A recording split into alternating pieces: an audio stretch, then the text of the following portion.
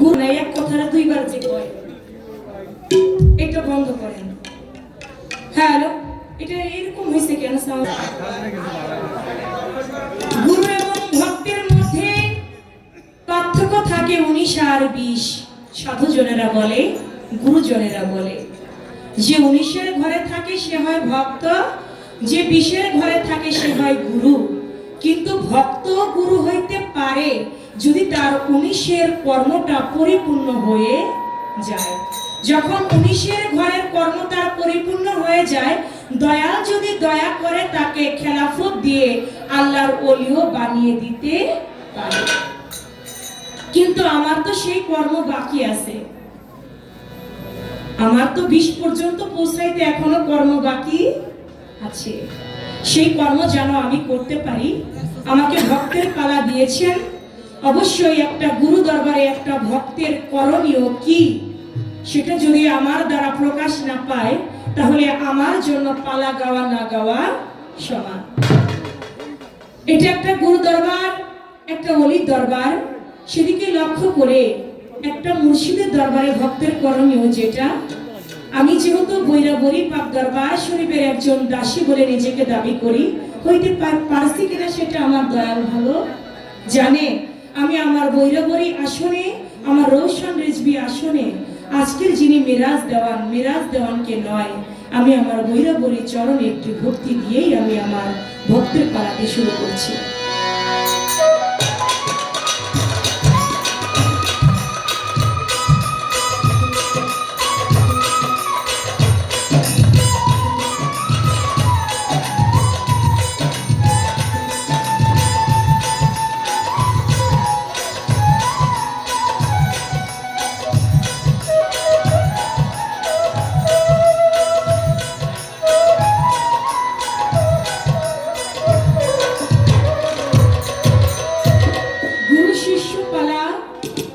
শিষ্য গুরুর সঙ্গে অনেক তর্ক বিতর্ক করে, কিন্তু ভক্তের কোনো তর্ক চলে না।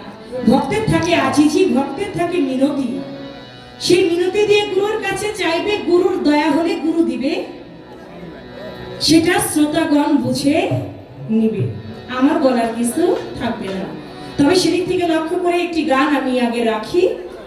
তবে আমার কাছে দুটি প্রশ্ন করেছেন, প্রশ্নের জবাব আগে দিতে হবে, তারপরে আমি গানে যাব। আমি একটি গান করে বিপদে পড়ে গেছি মোটামুটি। ভাবলাম সবে মেরাজের রাত্র, অনেক সময় তো দরবারে গান করি, আজকে আমার দয়াল নবীর সামনে একটি নাতে রাসূল আমি রাখি। গান করলাম, আমি চাই না রে বেহেশত, ভয় নাই কো জাহান্নাম, আমার একটাই পরিচয়, আমি নবীজির গোলাম, আমার কাফনে লিখে দিও দয়াল নবীর। এখন তার কথা, কাফনে দয়াল নবীর নাম লিখবে, কাগজে লিখো নাম, ওই নাম ছিঁড়ে যাবে, পাথরে লিখো নাম, ওই নাম ক্ষয়ে যাবে, হৃদয়ে লিখো নাম, ওই নাম রয়ে যাবে। তাহলে আপনি কাপড়ে দয়াল নবীর নাম লিখতে বললেন, হৃদয়ে কেন না? দেখেন, উমর রাদিয়াল্লাহু তাআলা আনহু, তার একজন ছেলে ছিল যার নাম ছিল আবু সামা। ওই আবু সামাকে একদিন হুসাইন আলাইহিস সালাম তিনি তাকে একটা গালি দিলেন, গোলামের বাচ্চা বলে। যখন গোলামের বাচ্চা বলে গালি দিলেন, আবু সামা গিয়ে উমর রাদিয়াল্লাহু তাআলা আনহুর কাছে বললেন, বাবা আজকে হুসাইন আমাকে গালি দিয়েছে। বলে কি বলে? বলে গোলামের বাচ্চা বলে। বলে কি বলো? বলে হ্যাঁ বাবা। বলে এর কঠিন একটা বিচার হবে। উমরের সময় উমরের শাসন তো কঠিন শাসন। সমস্ত লোকজন ভয়ে রইল যে না জানি উমর কি শাসনটা করবে। সকলের মধ্যে বলাবলি শুরু হয়ে গেল, সকলের মধ্যে জানাজানি শুরু হয়ে গেল। আগামী শুক্রবার জুম্মা নামাজের পরে এর একটা বিচার হবে। হুসাইন কেন আমার ছেলেকে আবু সামাকে গোলামের বাচ্চা বলে গালি দিয়েছে, এর একটা কঠিন বিচার হবে। শুক্রবারের দিন এসেছে, নামাজ শেষ, উমরের তো শাসন, কঠিন শাসন। উমর রাদিয়াল্লাহু তাআলা আনহু সবার মধ্যে হুসাইনকে ডাক দিয়েছে, হুসাইন বলে, জি বলেন আমাকে। বলে, তুমি কি আমার ছেলে আবু সামাকে গালি দিয়েছো গোলামের বাচ্চা বলে? বলে, হ্যাঁ দিয়েছি। বলে, কেন দিয়েছো? বলে, কেন? আপনি আমার যিনি নানা, যে সৃষ্টি না হলে দুনিয়ায় কোনো কিছু সৃষ্টি হইতো না, আপনি তার গোলামি করেন নাই? করছেন কিনা? বলে, হ্যাঁ আমি তো তার গোলামি করছি। কই, এই জন্যই আমি তার গোলামের বাচ্চা বলে গালি দিয়েছি। বলে, হুসাইন তুমি আমাকে যে জায়গাটার মধ্যে এই কথাটা বললা, আমি রাসূল পাকের গোলামি করেছি কিনা? তুমি যেহেতু পাক পাঞ্জাতনের মধ্যে একজনের অংশীদার, তুমি হুসাইন তুমি যেহেতু আমাকে গোলাম বলেছো, তারপর রাসূলের গোলাম হুসাইন, তুমি কি এটা আমাকে লিখিত দিতে পারো? তুমি যদি এটা আমাকে লিখিত দাও, কাল হাসরের মাঠে আমি আমার আল্লাহ পাকের সামনে গিয়ে আমি এই লিখিত কাগজটা দেখাবো যে হুসাইন পাক পাঞ্জাতনের একজন, তিনি আমাকে গোলামের বাচ্চা বলেছে, গোলাম বলেছে। কার গোলাম? রাসূলের গোলাম। আমি যদি সেদিন দয়াল নবীর গোলাম হইতে পারি, আমার জীবনটা ধন্য হয়ে যাবে।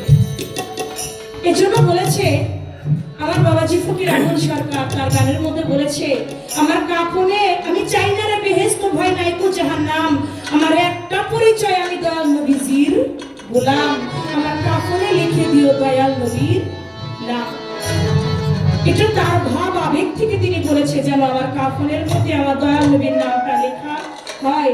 হৃদয়ের মধ্যে আছে বিধায় কাফন পর্যন্ত চেয়েছে, যদি হৃদয়ের মধ্যে না থাকতো কাফন পর্যন্ত তিনি চাইতো না। নিশ্চয়ই হৃদয়েও আছে, যার জন্য কাফনের মধ্যেও নামটা লিখে নিয়ে যেতে চায়, যেন ওই নামটা তার সঙ্গে থাকে, যেন মুনকির নেকিরের প্রশ্নের জবাবে যেন তার কোনো জবাবদিহিতা করতে না হয়। এখানে একটা কথা, আরেকটি কথা গানের শেষ অন্তরার মুখে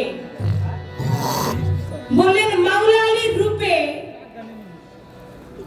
দেখা দিবার কথা বললেন, তার তো পীর আছে, তার গুরুর রূপে কেন নয়? আমার গানটা আপনি মনে হয় খেয়াল করে শুনেন। গানটার মধ্যে কথাটা হইল এই, আগে বুঝতে হবে কথাটা কি। আমার পারের তরি দুর্গাপুরি দয়াল সফরুল চান, মাওলা আলীর রূপে যারে সপিয়াছি প্রাণ।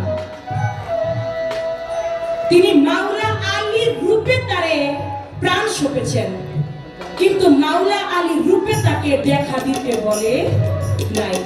তার যে মুর্শিদের চরণে তিনি তার জীবন যৌবন বিকিয়েছেন, তিনি যে আত্মসমর্পণ করেছেন, ওই রূপের মধ্যেই তিনি দেখেছেন মাওলা আলীর রূপ, ওই রূপের মধ্যে তিনি দেখেছেন রাসূলের রূপ, ওই রূপের মধ্যে তিনি দেখেছেন স্রষ্টা।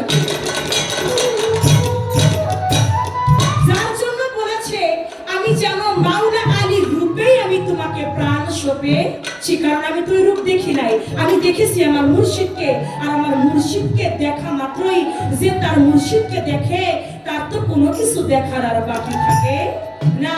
এজন্য বলেছে, আমি যেন আমার দয়ালের রূপেই যেন আমি আমার আলীর রূপটাই দেখতে পারি। এই ছিল আপনার কথা। আমি ভাবুক লিখেছেন, তার ভাবে আমি সেখান থেকেই বলা দেওয়ার চেষ্টা করলাম। গানটা তো আমি লিখি নাই, আমি গিয়েছি, তিনি তার ভাব অর্থে তিনি লিখেছেন। আপনি আমাকে প্রশ্ন করেছেন, আমার যতটুকু বলবার আমি ততটুকুই বললাম। এবার